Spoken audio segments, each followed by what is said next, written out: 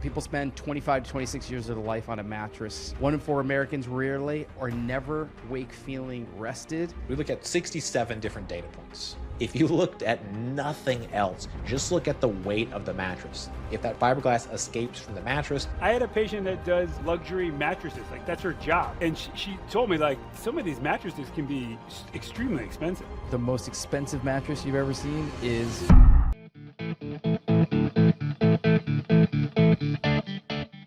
So yeah, Ben, so this episode with Derek Hales. Oh, what? I just woke up. I was sleeping, You yeah. were napping. NapLab, the guy from NapLab. Like, first of all, why am I working my ass off over here? Like, this guy starts a mattress review site. Very cool. Like, you know, you could tell only somebody with his personality could do it. Yeah, he was focused, he was on it. I know he's gonna do more. He's the perfect personality to do something like that, like an objective person who, because I couldn't do it. I'd be like, you know, I like this mattress. It's the best one. Yeah, me too. But yeah. I think like anybody who wants to actually, the thing is, the stats are crazy. You spend 26 years of your life on a mattress. Like, you better get a damn good mattress.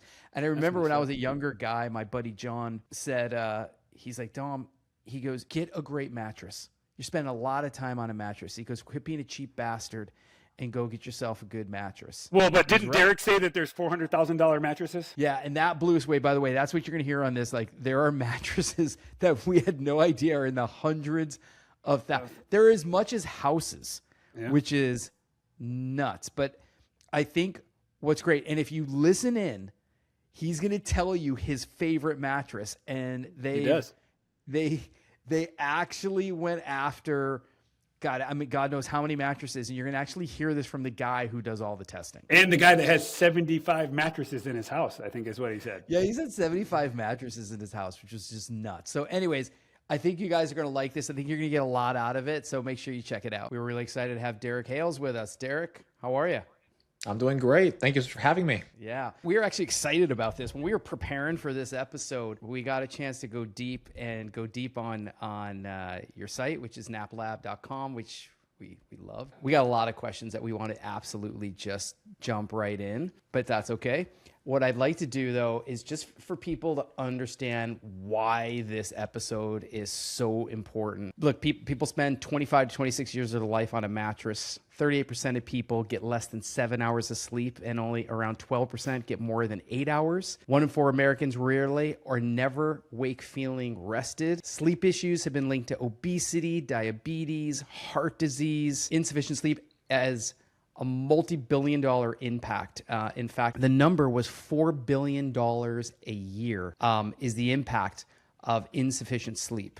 So really, really important. Who we have on tonight is a guy who has dedicated, I don't want to say your life, Derek, because you really look young, but I just want to say you dedicated a lot of time to probably understanding the most important part of sleep is where we sleep, the mattresses that we sleep on. Derek is the founder and creator of NapLab.com. And Derek, how did you become mattress obsessed? That's where I want to start. I mean, I think the whole thing just starts with a personal problem. My wife and I got married in 2014. We needed a new bed, so we did kind of the whole in-store shopping thing. Went in, tried beds, laid on beds, found beds we liked, but hey, they were like $4,000, $5,000, $6,000. We were a young, sort of a newly married couple with not a whole lot of money, pretty frugal people at that, so just couldn't pull the trigger. So we ended up taking a chance on these online beds that were just getting started in 2014. We ordered one, we tried it. It was okay, but we didn't love it. We returned it. Very easy returns. Tried another. It was better. We ended up keeping that one. And then just kind of as a weekend hobby project, I wanted to build a website kind of because I like building websites. So I put up a website. I reviewed those two beds. I compared them, put it up very quickly. People loved it. That we were getting a ton of traffic. People were asking me to test more stuff, review more stuff. So we got more mattresses. We tested them. They liked those. And within just a few months, it was making enough money that I was able to leave my full-time job and start my career as a full-time mattress tester. That's spectacular. Right? I love that story. I love that story. I mean, because what I love about it is I love when things just happen organically. Like it just happened. What was the moment when you said, holy crap, like this is an actual career.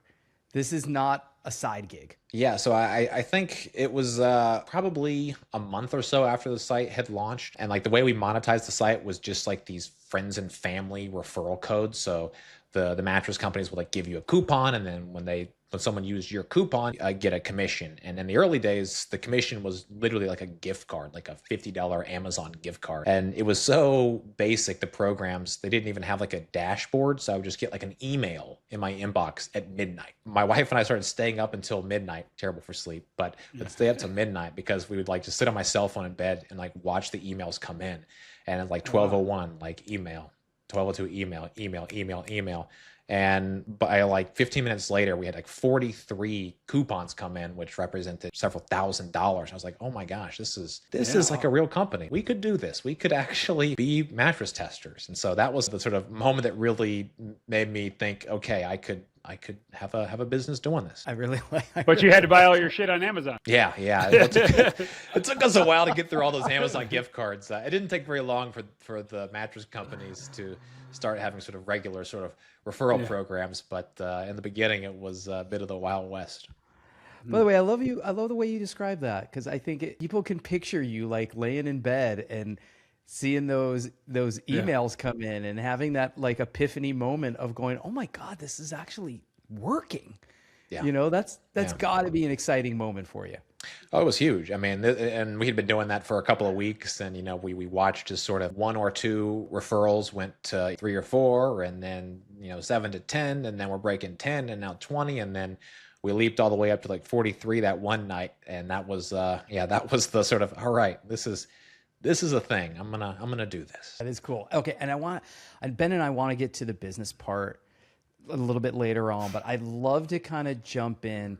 It's really interesting kind of going through the website and seeing all the different factors and all the different categories, which I thought was so cool. But how did you come up with this method of saying, okay, we're going to grade mattresses and we're going to rate them and all that? How did you come up with this method? So a lot of it was just trial and error. In the earliest days, our reviews were very subjective, almost entirely subjective. We had a couple things where we'd take measurements of, you know, how tall the bed was or how thick the comfort layer was. But for the most part, it was just subjective. And then over the years, you know, we would bring in like a different test or a different measurement. And so we were iteratively and slowly sort of, you know, building and building to a more objective sort of data process.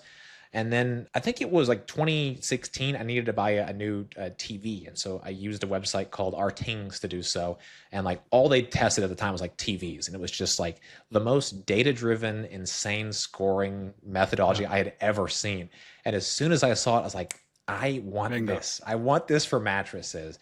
And so this was in 2016. So it took me a while to build that. It wasn't until 2021 that sort of we relaunched as NapLab, and I just completely like reset all of our tests, all of our scores, because I wanted to bring everything up to that same objective and data-driven level. Yeah, that was kind of the origin story. It was a slow build, but by the time we hit 2021, I was able to bring all of the pieces in. And then since then, we've just kind of continued to like refine and like add on to like our existing tests. So things have gotten better and more detailed, but still staying true to that core system of tests so that everything is still sort of comparable and you can, you know, compare one mattress to another.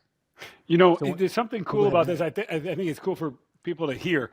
Like when you're like building something. I'm a plastic surgeon, Derek, and all I do now is jawline. Like for the past 10 years, I only do one thing. And to the general person, they're like, don't you get bored doing one thing? But it's kind of amazing that like when you do something so intensely over and over and over, you can just like nerd out about it, and it can become more. The one thing can become more complicated when you obsess about it. You're like, okay, what about this? Oh, what if I do this? What if I tweak this? What if the skin, the muscle, the fat, this, you widen it, you narrow it, you make it stronger, thicker, wider. Like you did that with like most people are like, dude, is it soft or is it hard? Do you like a soft mattress or a hard mattress? But when you become so obsessed about it, it somehow becomes more complicated and more interesting. And yeah, it's just, I can see it in your love for mattresses, like my love for the jawline.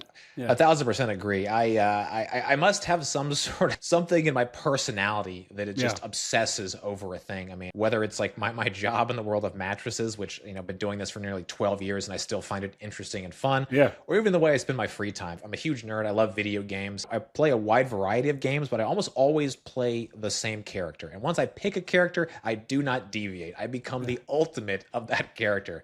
My friends will give me all kinds of crap for that and say, what do you do? You're only playing like this one thing. No. I am becoming the master of that one thing. And it's it's something about my personality just scratches that itch in my brain that makes it feel good. That's true. Derek, how many different data points do you guys look at when you're reviewing a mattress? So we look at 67 different data points. Wow.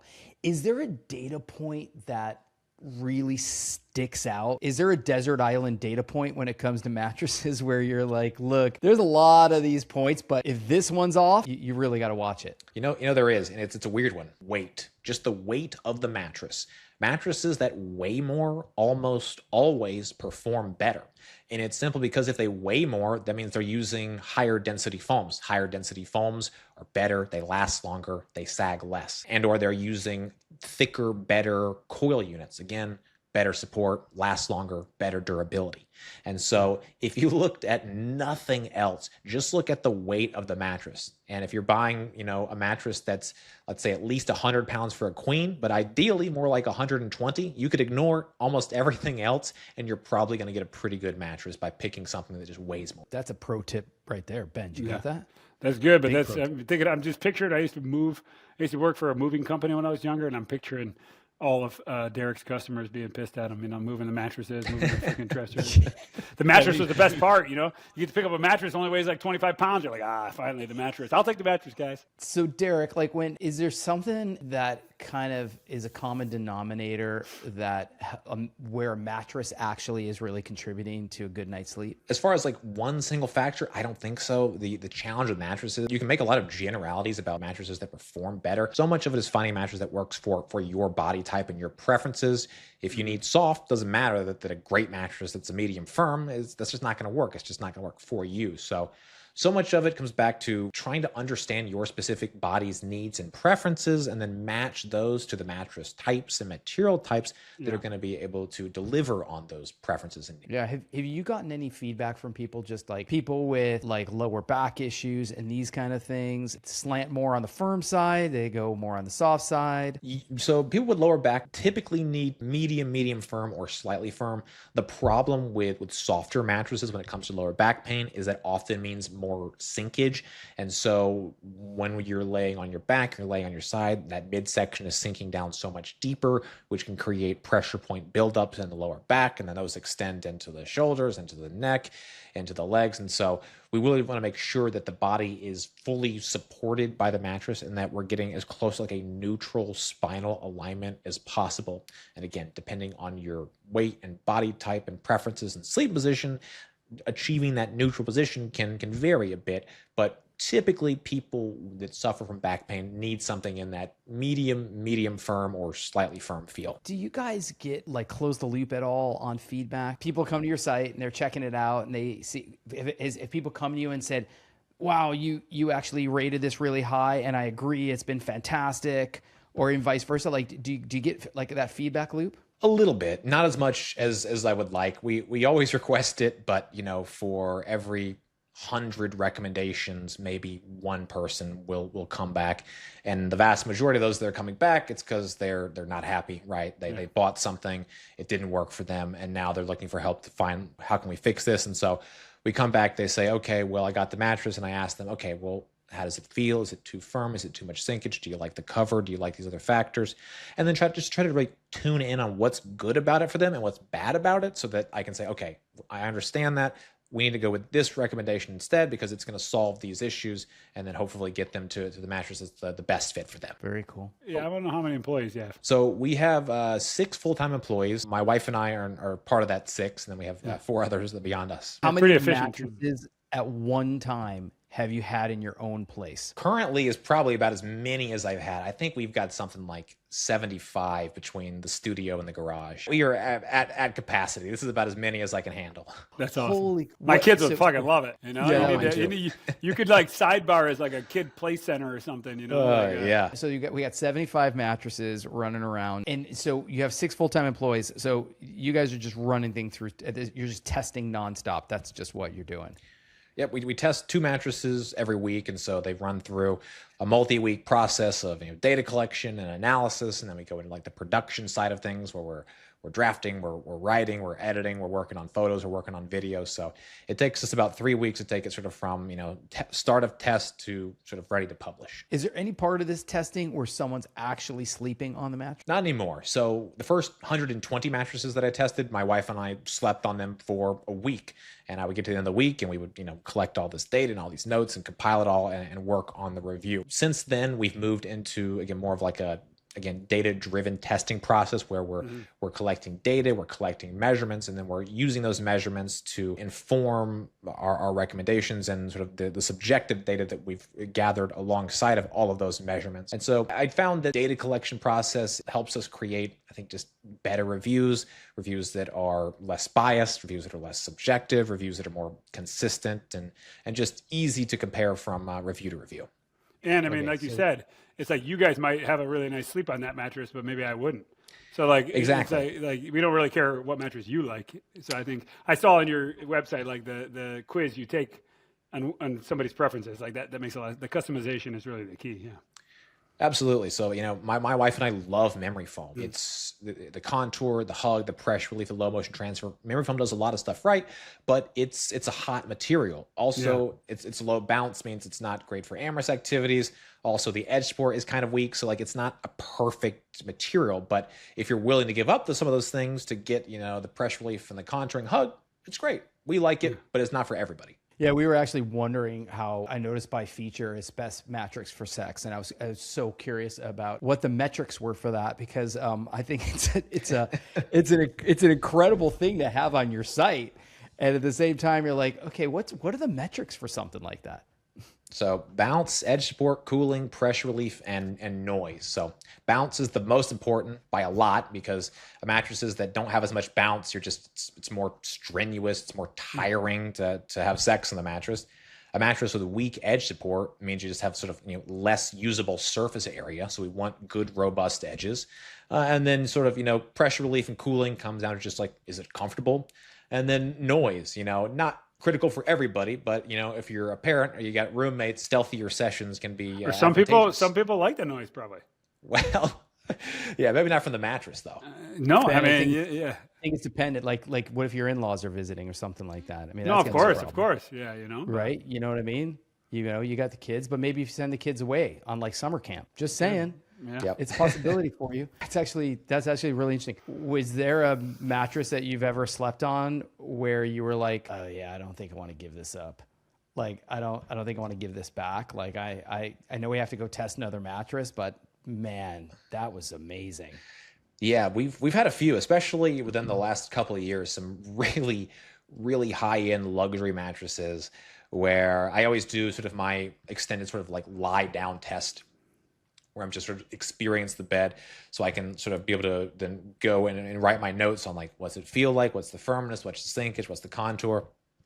And on some of those, I laid down and it's just sort of, I wake up a few minutes later, like, where am I at? Oh my God, this is amazing. Maybe I need to switch to this because this is fantastic. So I had a patient that does luxury mattresses. Like that's her job.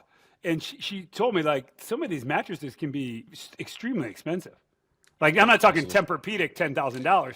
There's like these luxury ones shipped in from Finland she was trying to get me to get one. Let Derek tell us, how expensive do they get? I mean, into the hundreds of thousands of dollars range. Like you'll need a mortgage.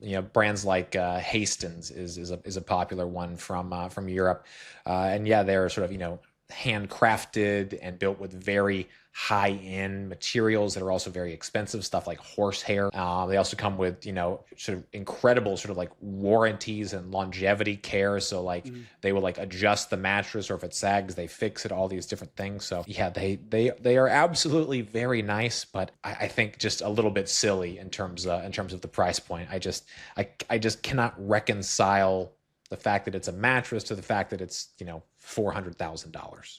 Yeah. Okay, so sorry, wait a minute. The most expensive mattress you've ever seen is $400K?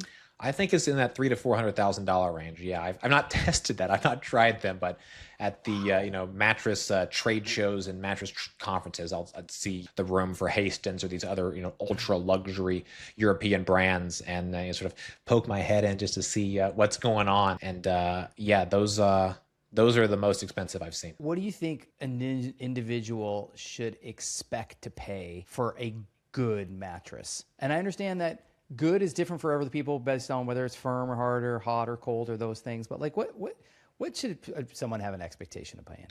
I think if you're buying from an online brand, direct to consumer, you can expect to pay like $1,500, $2,000 for a very good, high quality mattress that should last you every bit of 10 years.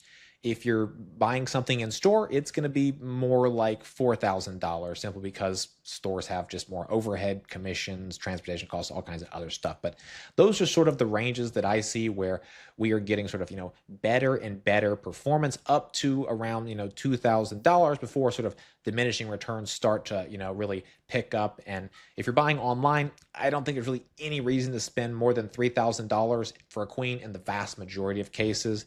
And then likewise, if you're buying in store, I'd say about $5,000 is where the diminishing returns really picks up. Got it. Okay, that's.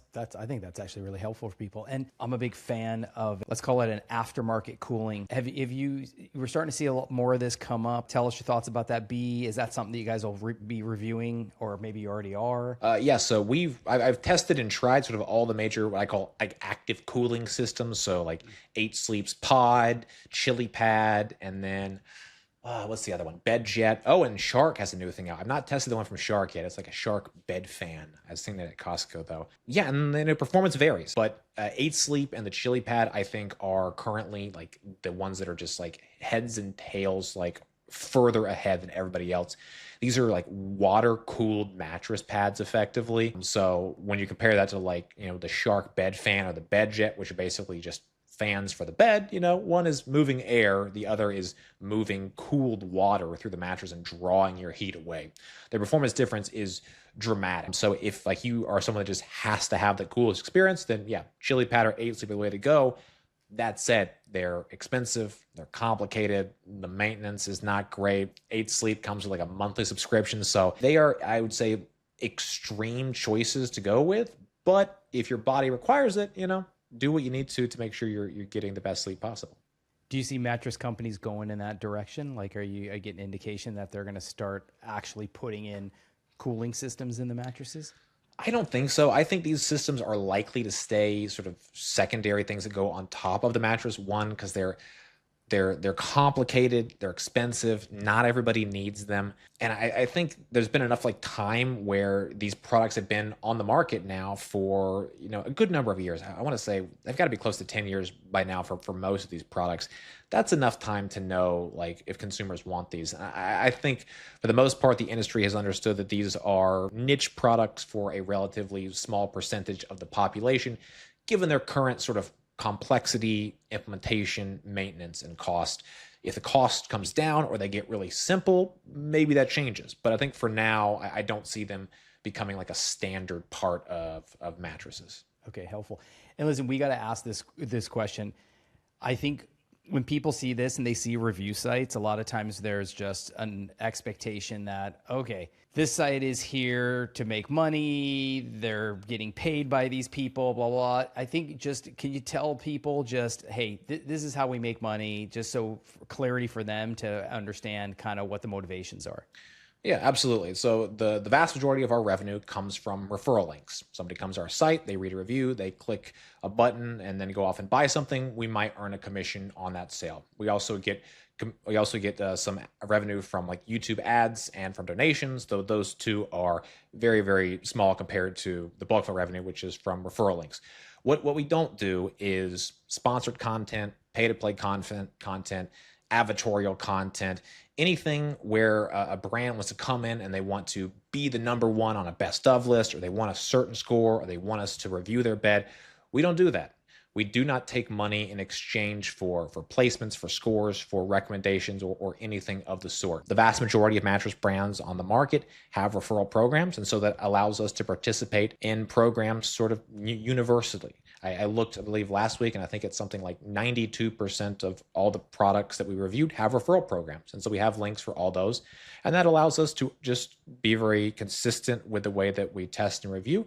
Every mattress that we test and review gets the same exact referral links, provided that they have the program. And so whether you're buying something that we love or something that we don't love, we're going to have links, and then you can choose, based on what's going to work best for you. Guys, so I thought that was interesting what you said, that is not everything actually does have a referral link. Some things that you guys are reviewing doesn't have a referral. Yes, some things do. We make it very clear. So we have a disclosure page that has every single mattress that we've tested, so you can see which ones have referral links, which ones we got for free, and then which ones don't, or which ones that we paid for. Got it. For people that are out there and thinking, okay, I need a mattress, I'm going to shop a mattress, like what would you recommend for them?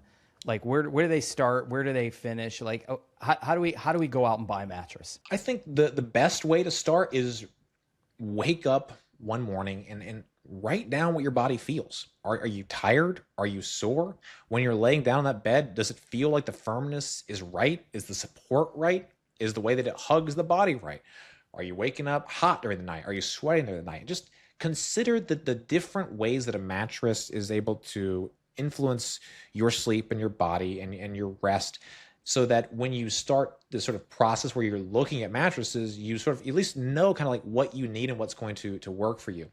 I think beyond that, a good place to start is, looking at some of the educational materials on our website, like our How to Choose a Mattress guide, where we go step by step through the process of all the things that you should be thinking about. So whether you're going to buy that mattress online or you want to go in store, you can just arm yourself with information. If you do go in store to buy a mattress, I always encourage my audience to don't buy on the first day ever, because you're going in there, you're receiving a lot of information from one source, a source that is incentivized to get you to buy something, ideally something expensive that's going to make them a nice commission. It still might be a good mattress, but it's always a good idea to take everything that they say, go back to your computer, look some of those things up, look up the models. Let's look up some third-party reviews, see how that mattress performs, and make sure that the things they've told you about the mattress are correct. I'm not saying all mattress salesmen lie, but many of them will. And if it means they're going to get a sale. So let's make sure what they've told you is correct. Okay, I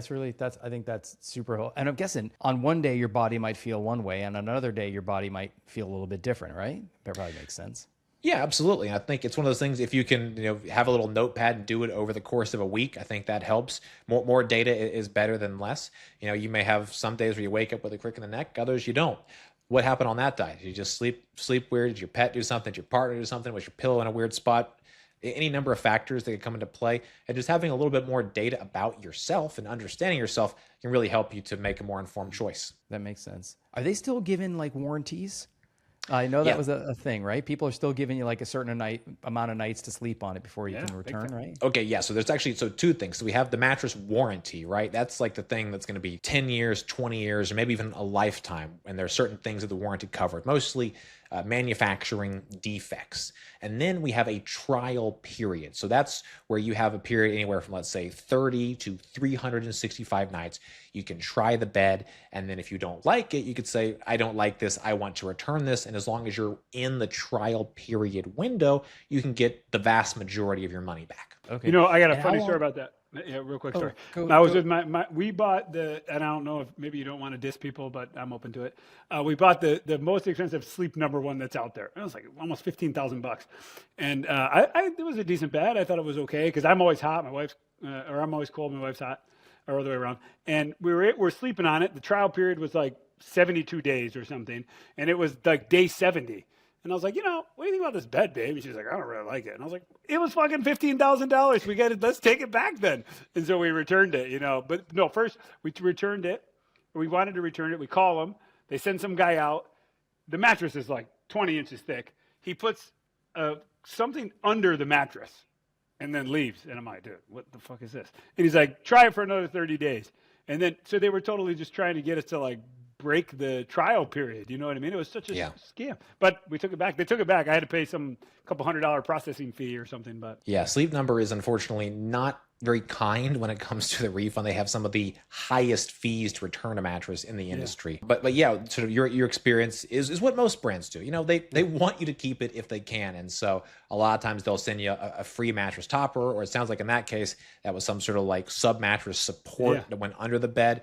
And sometimes those things are enough to sort of, solve the issue and make it a good bed. But yeah, I think it's good to be on your high alert to like understand that that's just a part of the sales process. They want to see if they can make a small change that won't cost them much so they can get you to keep it, because they certainly don't want to take it back, even though they are sort of are required to by their policies. Yeah. And Derek, how long should a mattress last? Like how many years? Most quality mattresses should last around 10 years. If you've got the mattress on a quality frame foundation, you're using a mattress protector, you're doing your sort of, periodic rotation, they should last 10 years. If it's a super budget friendly, mattresses that are like under $1,000, like that gets into a category like that might not last 10 years. That some of those that are really cheap may only last, 2, 3, or 4.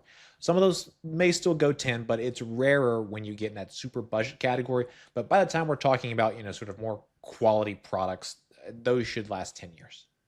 Okay, that's really good. I want to just talk about the business story a little bit. Like now you're running this business, and A, are you enjoying it? B, are you finding yourself in a position where the things that you were doing when it was just you and your wife starting out doing this, are you enjoying managing people? I'm curious about that part. And what did you do before? So my life before this was working at a marketing agency. So my career right out of college, I did 4 years at a digital marketing agency doing SEO, sort of search engine optimization for major sort of Fortune 100 type companies. So how does it now running your own business, managing employees? It's good and bad, I think we've had sort of different phases, in the earliest sort of days, it was just, the Wild West, I'm just like in my 1-bedroom apartment, just kind of like making it happen with cell phones for recording videos and lamp lights. I fast forward to today, we have like a full sort of, production studio with, professional grade equipment. And so it's very different. So I've had to continually adapt and learn and sort of, be sort of new versions of myself. In the beginning, it was a solo operation that occasionally I would sort of rope my wife into to help me with this and that. And today we have a relatively small team, but I've had to, in addition to sort of being a mattress tester, also just a kind of a people manager. I'm not a great people manager. I'm much better when I could just, be alone at my desk, but I want to be able to build something that's bigger and more complex and can reach more people. And to do that, I've got to bring on the people that can help me just rise to the scale that lets us do those things. And so I've definitely had to learn and take on some new skills over the years as we've kind of grown up as a company. Yeah, I mean, I think we could appreciate that a whole bunch. And it's not easy jumping into something and all of a sudden you got people's livelihoods and you're having the lead, and there's a lot involved with that. What part of the running the business part is the part that you're enjoying? So the thing I enjoy most is sort of kind of quarterbacking at the middle of this whole sort of operation. And so it's fun. It feels kind of like a game, for lack of a better explanation. We have all these different moving pieces, and now sort of I have, over the years I built systems for like how we do videos and how we do tests and how we do photos and how we do social media. And now I have sort of individuals, I have my guy that runs all of our video and all of our PR and all of our social and all of our outreach and all of our customer support. And so I have sort of experts sort of at each of sort of the main sort of channels that we do. And I get to sort of, sit at the middle of these and then sort of make sure that we're maintaining sort of just the level of excellence that I expect out of all these things that we've built up over the years. So it's been nice to be able to sort of go from somebody that was, spending 5 hours a week on 10 different things to having a full-time person on all these important things and letting them just really perfect that thing. And then I can sort of come in and be involved and sort of audit and look at the process and say, okay, this is working, this is not working. Let's refine this. Let's do this. Let's add this. And it's just let us, I think, be a lot more professional and just do things at a bigger scale to reach more people. And talking about reach, I just want to go a little further. You now have this site. You now are in a position where you really know how to run a review site. Lots and lots of experience. Have you thought about taking that broader? Have you thought about taking that into more directions because you now have this great template? Definitely, it's something kind of on my mind. I'm always a bit sort of worried in the back of my mind, like I don't want to like spread ourselves too thin and sort of fail to maintain our sort of prime directive, which is like to be the absolute best ultimate mattress testers that we can be.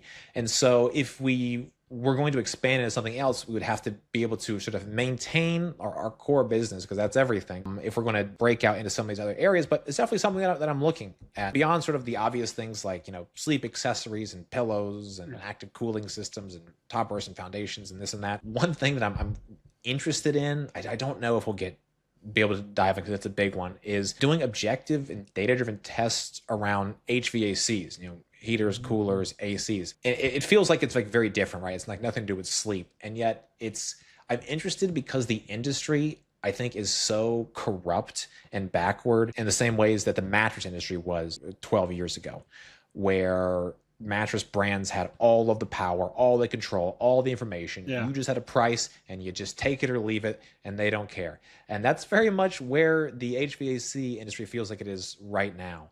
As someone who's bought 3 different units in the last 5 or 6 years, the prices are astronomical, completely just absurd compared to the actual cost of the unit. And so the people that are installing these, the brands that are building these, are really taking advantage of consumers. And so I think diving into that industry would just feel rewarding in the same ways that the mattresses, because I'm able to take some of the mystique out of this, some of the mystery. Like let's learn, let's know the information for ourselves on what's good and bad, and then we can make more informed choices, and then hopefully save people a lot of money on these huge 5-digit purchases. I like that. I like that a lot. A couple questions I haven't asked is I've seen just concerns about some materials that are inside of mattresses. Fiberglass had come up, or some of these other things. Like, can you just talk about that quickly for people to help them out? Absolutely. So fiberglass is an interesting one. So there are federal flammability requirements in the U.S. The mattresses have to be able to resist fire at a certain level, and I have a whole test where they try to set it on fire, and it's like, did it burn? Yes or no? And it needs to be no. One of the ways that's really inexpensive that mattress brands can meet these federal flammability standards is a fiberglass cover, basically, that goes sort of beneath the cover, but sort of encapsulates the mattress, and it basically smothers the fire and prevents it from burning. It works well, but fiberglass is not great. If that fiberglass escapes from the mattress, it can irritate the skin. If it gets airborne, it can get in the lungs. It causes rashes, all kinds of skin issues. And so we've had a number of major, class action lawsuits against mattress companies within the last, 5 to 7 years here, as consumers have become more aware of the fiberglass issue and really, holding mattress brands to account for it. So I think that one has been, really interesting. Beyond that, sort of the stuff that's included in mattresses, kind of varies widely on whether or not sort of consumers consider it safe. We have polyurethane foams, memory foams that are these are petroleum products. And so they're built from stuff that some people think is, just not safe to lie on. There's very limited sort of research in this area on like how safe or unsafe these are. So proponents of sort of more natural organic mattresses, latex mattresses will point to the fact like, oh well, these are petrochemicals, so they're just they must be bad, and they won't sleep on them no matter what. But we don't really have any data to support sort of their long-term risks or danger. I think there's sort of this inherent sort of like logical thing, like it is oil-based, so it must be bad. I'd say the jury is still kind of out on that. I've not seen enough data to sort of prove that, and so I'm kind of sort of reserving judgment, but I do understand why some consumers are rightfully concerned about that. How prevalent is the fiberglass? Far less today than even 3 years ago, but it does vary widely. If typically the less expensive it is, the more likely that they're going to be using fiberglass because it is so inexpensive. So if you have a $3,000 mattress, then it's not that big of a deal to have non-fiberglass flammability coverage in the mattress. But if you have a $300 mattress, then having a $200 fire sock that's not made out of fiberglass is just impossible to do. So if you're buying a mattress that's less than $1,000, relatively likely, less than $500, very likely, coming in from China, very, very likely. So anything as you get kind of into like the $1,500 and kind of up range for like US domestic brands is more likely than not using it. If you're worried at all, take a look at our fiberglass list on our website. We've analyzed, I think, 420 mattresses or so, where we go and investigate whether or not it has fiberglass. And so we have those broken down by brand and model, so you can really quickly see what does and does not have fiberglass. That's awesome. We're gonna just do a little rapid fire here, just a couple questions. The first one is, like, in your industry, mattresses you're seeing, like, what would you say is just absolute magic? Like, what would you say when it comes to mattresses and where you're like, oh, this is great? And I do kind of want to get to the question of what your desert island mattress is, but that's really not what this question is. Because the opposite of this question is, I want to know what is happening in your industry that's actually bullshit, that we're hearing a lot about, that's something we should ignore. The one thing that feels like magic is phase change materials. And basically, these are like a thermoreactive type material that goes into the mattress, and they essentially convert from like a solid to like a sort of semi-solid sort of like liquid in the mattress. And in that conversion process, it creates a cooling effect. So these materials are tuned to basically meet a certain level of cooling, a certain level of temperature. And so that lets them kind of always feel cool. Now, the challenge is there's a vast spectrum of quality on like how good or bad these can be, but at like their highest level, at sufficient quantities, they really do feel like magic. And you lay down and there is a legitimate, pronounced, cool feel on the body. So I think that's the one that still feels a bit like magic to me. That's so cool. That's great. What would you say is bullshit? What is BS? So many things. More broadly, it's kind of the same vein. Cooling features. And this is a tough one because the cooling features that work, like phase change materials, they work when like they're really high quality and included at sufficient quantity levels, but you can make really cheap, awful versions or just not put very much in. And then it is BS. It means nothing. It's like, technically it has a phase change material. Technically it has gel or copper or titanium, but so often, especially in like the sub like $1,000 price range, you just see these absurd sort of promises about cooling, these hyperbolic claims, and it just never lives up to them. I think temperature claims in general feel very dubious to me. A lot of mattress brands will say, oh, sleeps 4 degrees cooler, 5 or 10 degrees cooler. How?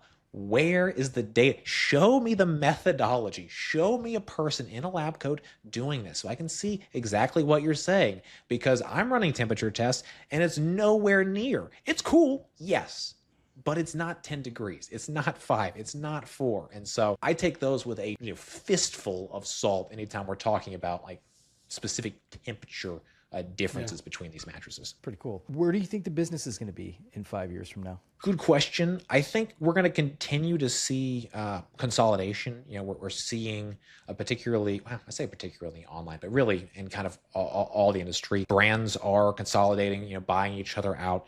And so we're seeing fewer bigger brands, which I don't think is probably good for consumers. In the last 10 years, I think we've been in a really healthy marketplace where there's just so many brands and so many manufacturers and so many options that there's just a very competitive marketplace. And as we see consolidation, I think we're going to see less of that and less competition. And so from a just sort of like business perspective, I think we're going to see a lot of consolidation.